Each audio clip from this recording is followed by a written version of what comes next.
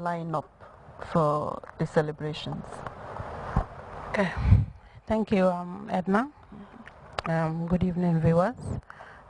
We are delighted once again to be here to discuss the 2013 International Women's Day celebrations. As we heard from the chairperson of the National Women's Council, we have several activities lined up.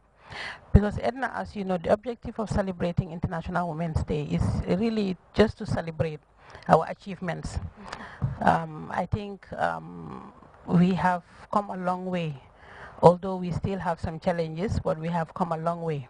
And in doing so, as he highlighted, the March Past will show solidarity of women who are championing the cause of women, and also women themselves, because you will have all women groups come out to participate in the March Past.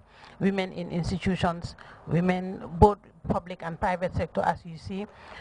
We will be led by our security institutions who every year do perform wonderfully. And we also would have school children join us, because you know we have to also mentor the young ones to come up with better and new strategies to end the struggle of women, hopefully. So apart from the March Pass, we would do a conference training where we will discuss what we have achieved as a country. We want to first of all talk about policies, because policies are the engine of the vehicle for every country. So as far as the Gambia is concerned, we, under this regime, we have we had the 1999 policy which we have implemented successfully. Now we have the 2010 to 2020 policy on gender and women's empowerment. You realize that the former policy focused more on women empowerment. This one actually is looking at women and gender as a whole, because as you know, in addressing the problems of women, men must come on board. And also we have some special circumstances of men also having their own problems, which we also need to look at. So as a country, we have a solid policy which have been formulated in a very consultative process by all stakeholders, and we are now implementing that policy. We are having a lot of support from government. I'd want to place that on record. We also have support from partners. Apart from policies to implement the policy, we have legislation. As you know, we already have the Women's Act 2010, because as a country, we do not only have our national strategies or commitments, but we also have our international commitments. So in ensuring the implementation of those commitments, or in fulfilling those promises to women, we have enacted a Women's Act, which Gambia is very proud of, which we want to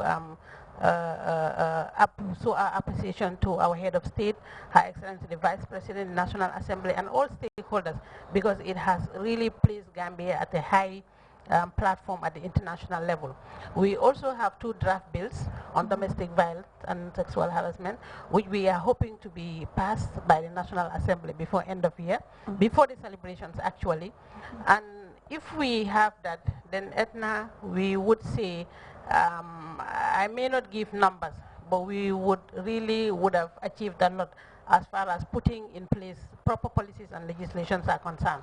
Then we would be left with empowerment in general, where women would take up the initiative themselves and make sure that make good use of the enabled environment to participate better, to change their lives, which we are now focusing on. As I said, we have started making sure that as we celebrate, we provide more implements, because you know implements are a problem for women, labor-saving devices, both at the household level as well as at the farm level.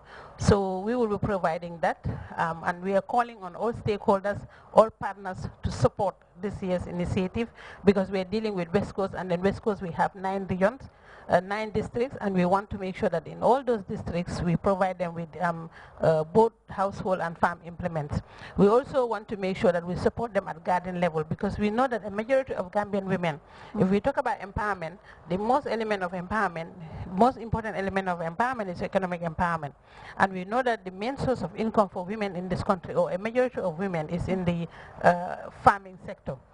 And therefore, that is why we have collaborated with FAO. They will be supporting 9 village gardens with fencing material, with water, as well as with water inputs and implements. And we also want to organize a fundraising concert where we will provide seed money, which will be used as a revolving loan by the West Coast women to further engage in small businesses, micro business.